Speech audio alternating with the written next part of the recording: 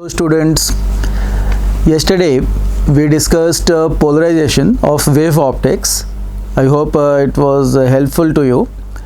Now today we are discussing new chapter is EM waves, electromagnetic waves.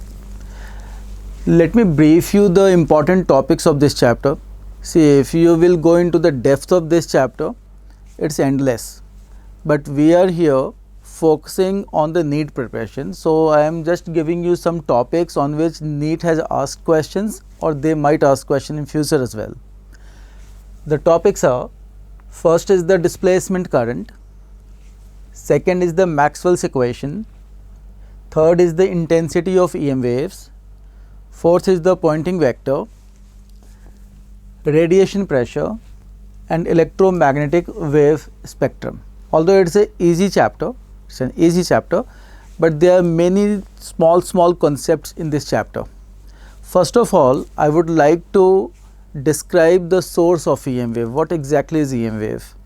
There are many theories on this, but we assume the most adopted theory, you can say, that is the accelerated charges. Stationary charges, they produce electrostatic field. Moving charges, uniformly moving charges, they produce magnetic field.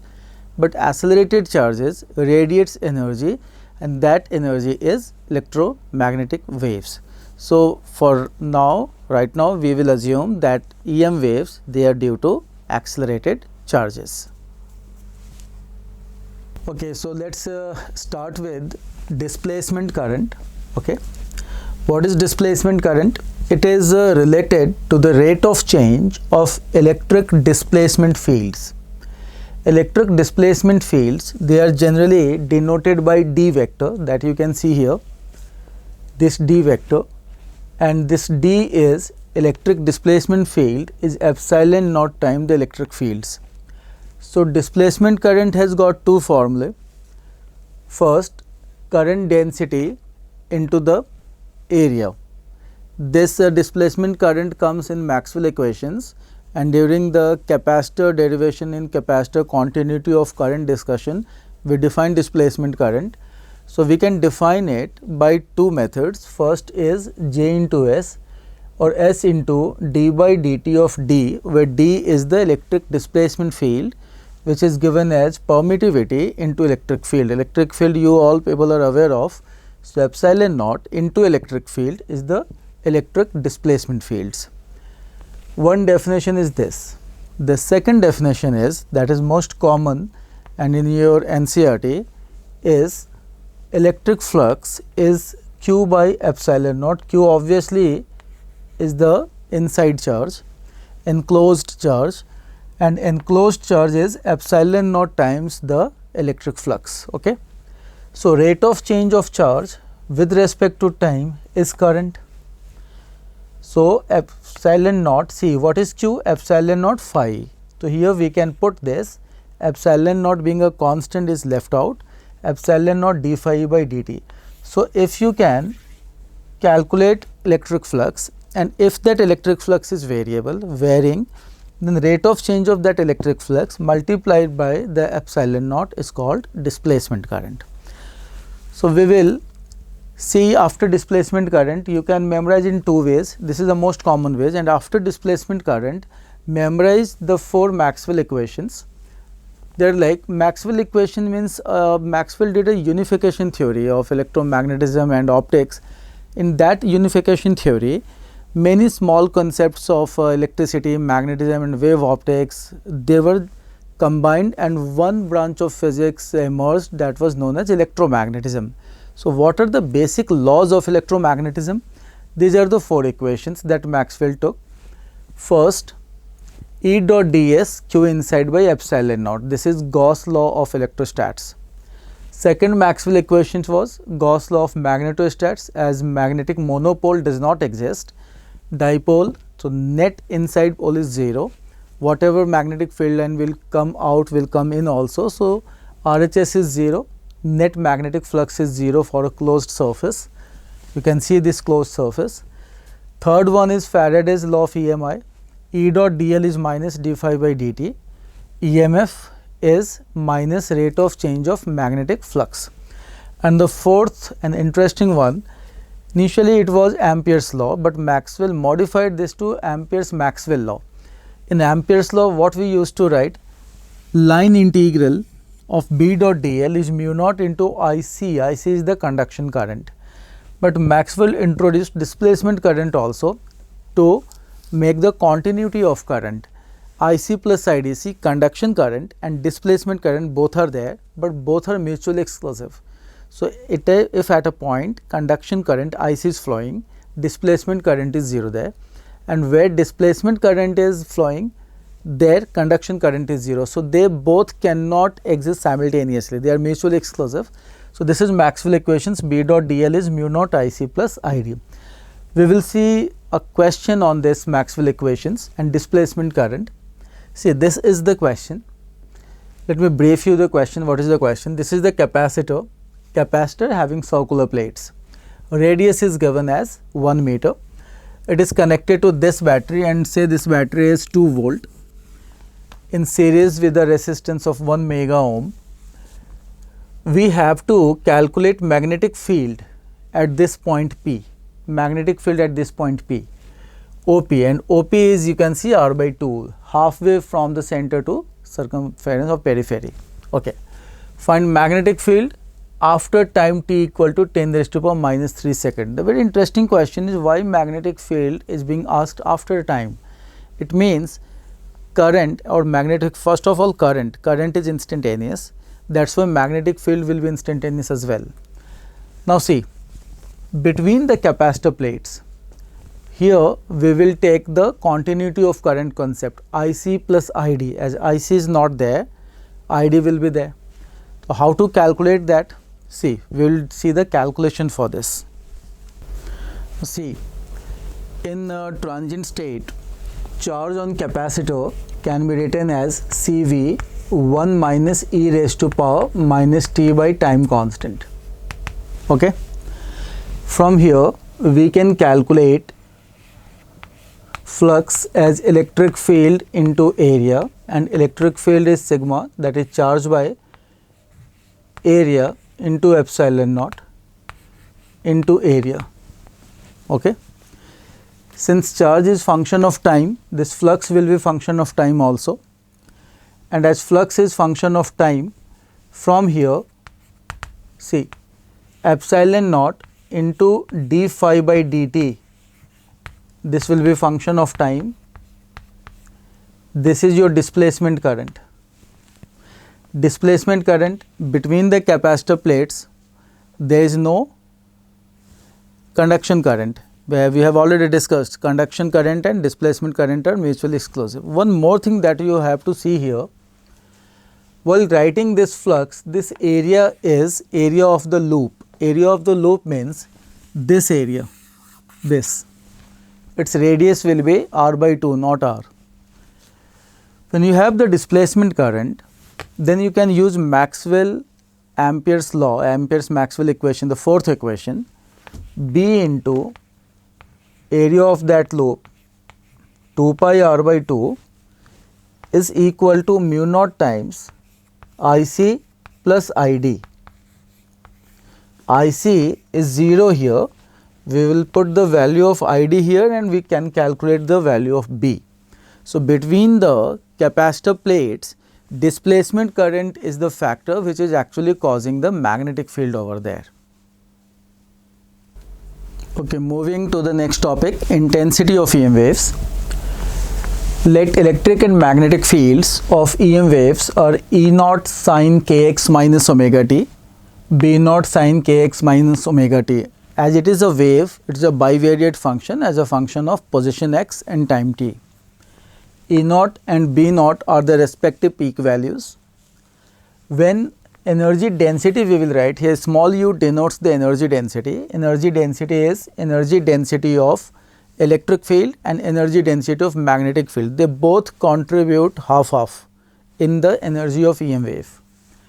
So, half epsilon naught E square energy density of electric field and B square by 2 mu naught that of magnetic field. We will put values of E and B there, we can put here, but first of all we will eliminate B. from the formula of speed of electromagnetic wave. B is E by C. One more interesting thing you can see from here, as C is having a very large value and C is in the denominator of B, that means B is very less. So, magnetic field contributes very less. That is why the maximum source of energy of EM wave is through electric field. Electric field, energy is equal, but electric field is contributing more. That is why electric field is also called light vector.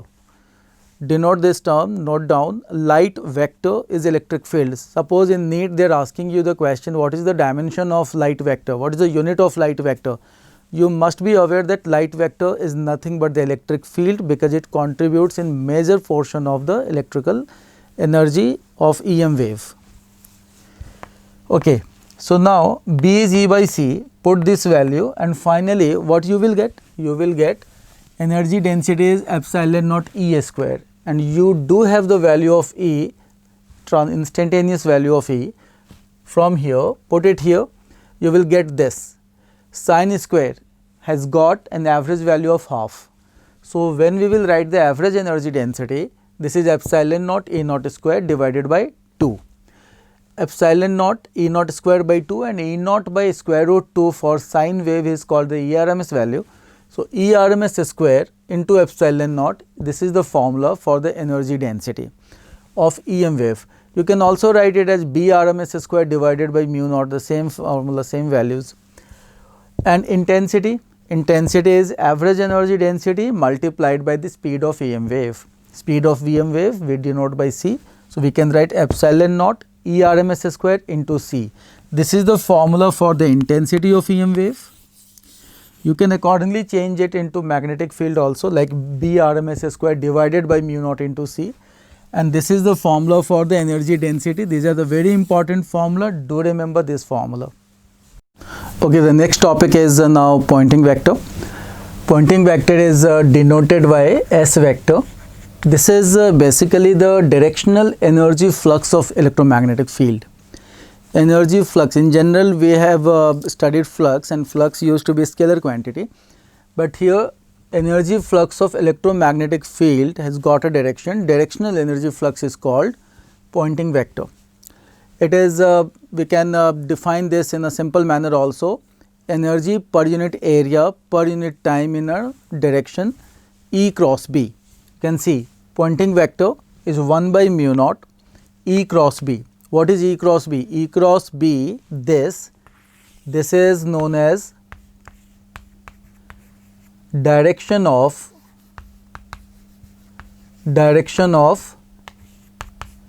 EM wave. If electric and magnetic field, like suppose electric field is I cap, magnetic field is J cap, so we can calculate the direction of propagation as I cross J, that is K cap. This is why they are mutually perpendicular, both like 3 E, B and C, the speed of EM wave, they are mutually perpendicular as the speed is in the direction of E cross B. So, Poynting vector is 1 by mu naught E cross B. Okay, one more thing, Poynting vector is not a constant quantity, it is time dependent, time varying quantity. See, magnitude varies with time, as E and B both are transient, E naught sin kx minus omega t, B naught sin kx minus omega t. So, E and B both depends upon time. So, Poynting vector is also time dependent quantity, its magnitude varies and it will be maximum, like when we can write S max, only I am writing the magnitude. So, S max, that I can write E B sin theta by mu naught, theta is 90 degree, E B by mu naught. Okay. This can be written as E is perpendicular to B. So, in vector form, as the name is Poynting vector, you have to write 1 by mu naught E cross B. This is directional energy flux and also time dependent. Okay, now we will discuss next topic is radiation pressure. This is very important topic for numericals through EM wave.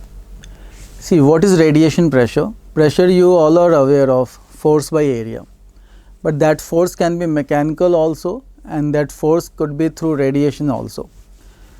So force is what? Suppose this is the surface, okay, and on this surface an EM wave is incident normally.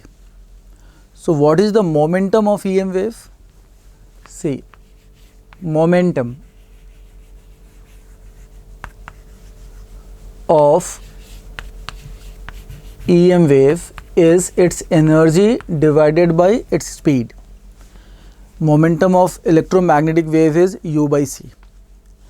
So when EM wave is incident on this surface, it's coming with a momentum of U by C, okay.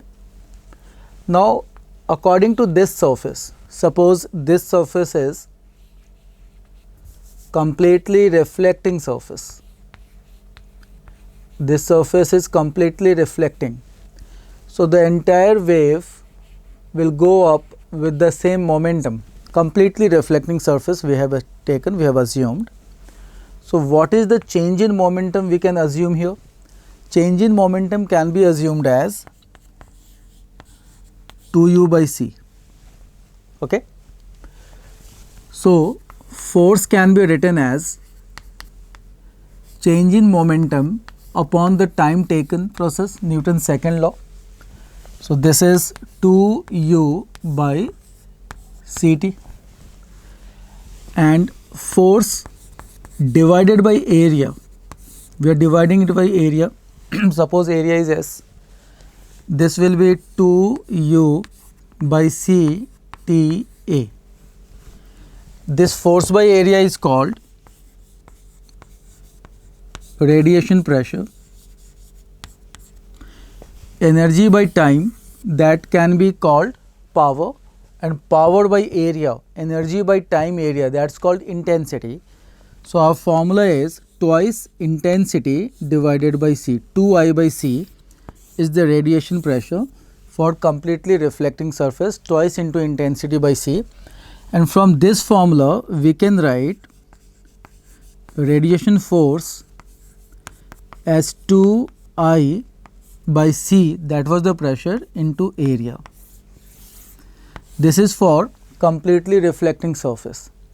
What if the surface is not completely reflecting?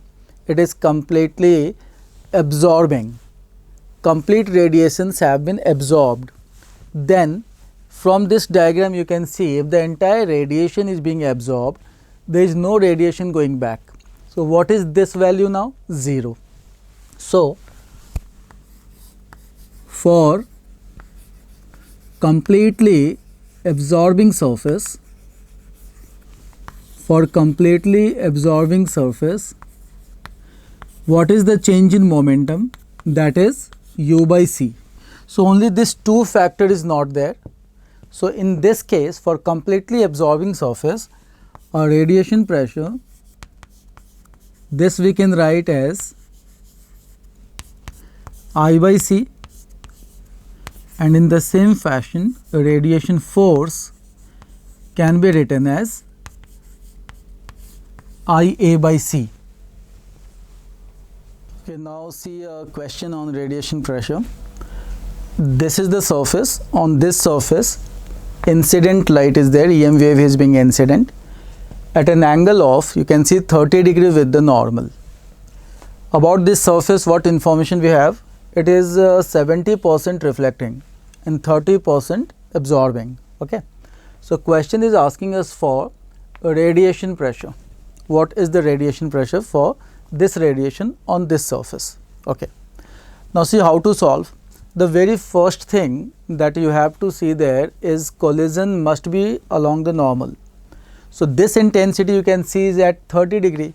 So you have to take component of intensity normal to the surface, this component, and this component would be I naught cos 30 degree. So for us, intensity that will actually apply a force, causes a pressure, is I naught cos 30, not entire I naught, okay. Okay, intensity is I, that we will use is I naught cos 30, fine. Now 70% reflecting, what we have learned for reflecting radiation pressure? 2 I by C, but this is not the 100%, only the fraction is 0.7, 70%. So this is 0.7 of this radiation pressure due to reflection, plus what is left now, 30%, that is absorbing. And what is the radiation pressure for absorbing? This is I by C. So what is fraction for that? 0.3. This is our total radiation pressure. For reflecting, this is the fraction. For absorbing, this is the fraction. Now we will put the value of I here and calculate this. This will be 1.4, this is 0.3. So total is 1.7, 1.4 and 0.3, 1.7. What is I? I naught cos 30 degree divided by C. This is 1.7 I naught root 3 by 2C. This is the answer. So do remember, while calculating radiation pressure, you have to take the normal, the intensity which is perpendicular to the surface. This normal you have to take. And second, if surface is both reflecting and absorbing, you have to add accordingly the fraction of reflecting and the fraction of absorbing. Okay, now our next topic is the electromagnetic wave spectrum, different types of EM wave. You have to memorize this. This is a theoretical topic, data you have to memorize, but as far as NEET is concerned, according to that point of view, this is one of the most important topic. Frequent questions are being asked on this topic. See, first EM wave, radio wave, microwave, infrared, visible, ultraviolet, X-rays, gamma rays. These are the spectrum, these are the different types of EM waves. And do remember wavelength. Frequency is also needed, but if you memorize wavelength by the formula speed equal to frequency into wavelength, you can calculate the frequency as speed is fixed, that is 3 into 10 raised to power 8. Okay. 0.1 meter, greater than 0.1 meter. This is the wavelength range for the radio waves. 0.1 to 1, see this is decreasing. As the energy will increase, wavelength will keep on decreasing. 0.1 to 1 millimeter, this is microwave. Infrared 1 millimeter to 700 nanometer. Visible 700 to 400, then 400 to 1. This is the range. This range you can memorize. Wavelength will decrease, like gamma rays wavelength is very less. So obviously its energy is very high penetrating power. Moreover, there are some characteristics also where they are detected or what are the sources that you have to memorize. So you will see your notes and do memorize these things, but this data I have written here, this must be in your mind on your tips. Okay, now we will see some questions of partial NEET based on EM waves. See this question, it was in NEET 2015. The energy of an EM wave is of the order of 15 kilo electron volt. To which part of the spectrum does it belong? As I told you, this spectrum questions are very frequent. They keep asking this. So we have to actually judge X-ray, infra, ultraviolet, gamma, which kind of a spectrum is there. Okay. So basically, we can use for this, energy is Hc by lambda, this all we know. From here you can calculate this wavelength. How to calculate? See, we can write it here. Wavelength is Hc by E, okay, energy. Hc is 1240 electron volt nanometer, 1240 electron volt nanometer divided by 15 into 10 raised to power 3 kilo electron volt. On solving this, we will get almost 0.083, and this is very less of a wavelength. So this will be in the region of X-rays. So if you remember that X-ray spectrum, what is its wavelength, then only you can solve this question. Formula is very easy, Hc by lambda, calculation is also easy, but if you are not aware which range, which part of electromagnetic wave is falling, you will not be able to solve it. This is why memorizing that EM wave spectrum is very important. Okay. Okay, now we will see next question. This question was in NEET 2017. In an EM wave in free space, RMS value is given 6 volt per meter. The peak value of magnetic field, okay, RMS is given for electric field and the peak value of magnetic field is required. So, in EM wave definition, what is ERMS? ERMS is E peak by root 2. Okay. So, from here we can calculate E naught as ERMS into square root of 2, that is 6 root 2. This is the peak value of electric field with us. Now, speed of EM wave is E naught divided by B naught. This is the speed of EM wave. Okay, we know this. So, from here we can calculate B naught as E naught by C 6 root 2 divided by 3 into 10 raised to power 8, this is 2 root 2 upon 10 raised to power 8, and we know that root 2 is 1.4 or 1.414. So, twice of that will be 2.83, 1.414 into this.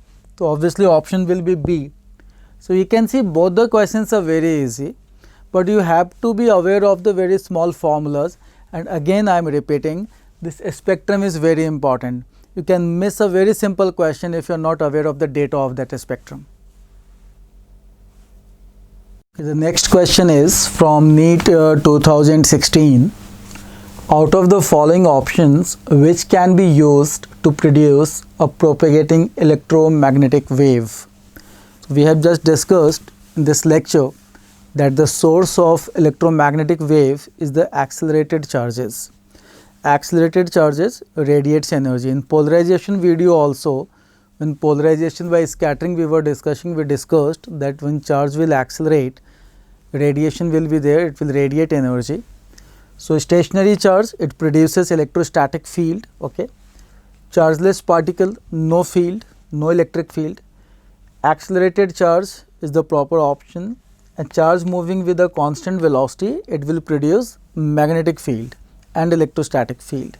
So, radiation, energy radiated is through accelerated charge. So, for this question, option C will be there. Again, this is a very simple question, but you must be aware, you have the knowledge, you should have the knowledge that what is the source of electromagnetic wave.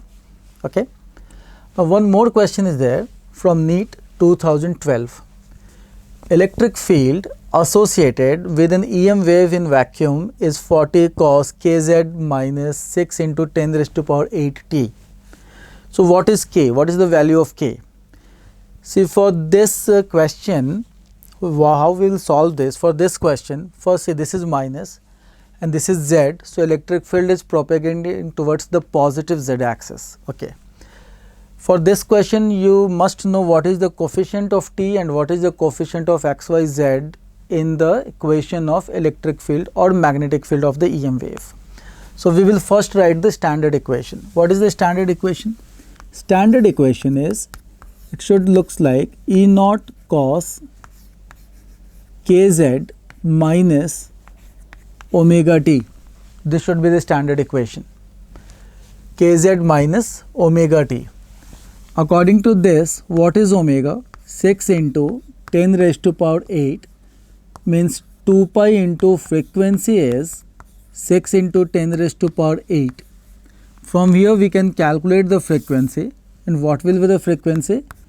6 into 10 raised to power 8 upon 2 pi hertz is our frequency here.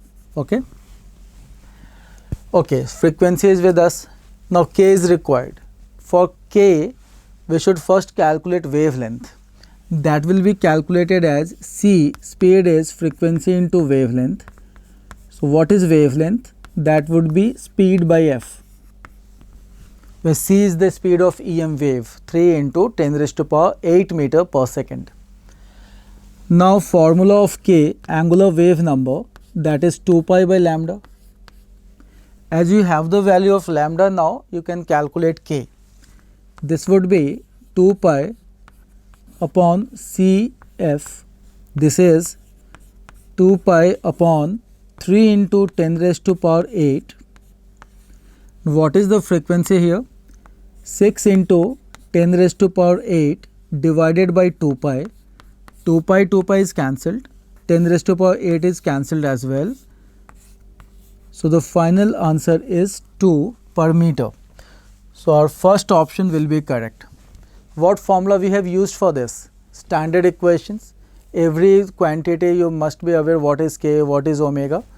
Then C equal to f lambda, k equal to 2 pi by lambda. These are the formula. It was again very easy question from EM wave, but provided you know all these small details for this. The next question is from NEET 2011. Electric and magnetic field associated with an EM wave propagating along the z-axis can be represented by. See, in this question, electric field is propagating along the z-axis. So the unit vector for the propagation is k cap. But C is proportional to E cross B, where C is the speed of EM wave, is proportional in the direction of E cross B. So we have to see in which option E cross B gives you k cap. First, E itself is k cap, so we cannot get k cap by cross multiply. J into I. What is J into I?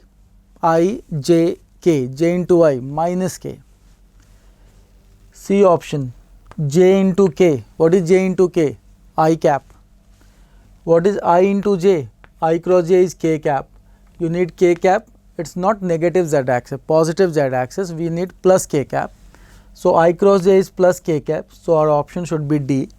Do remember, C, E and B are mutually perpendicular and C is in the direction of E cross B.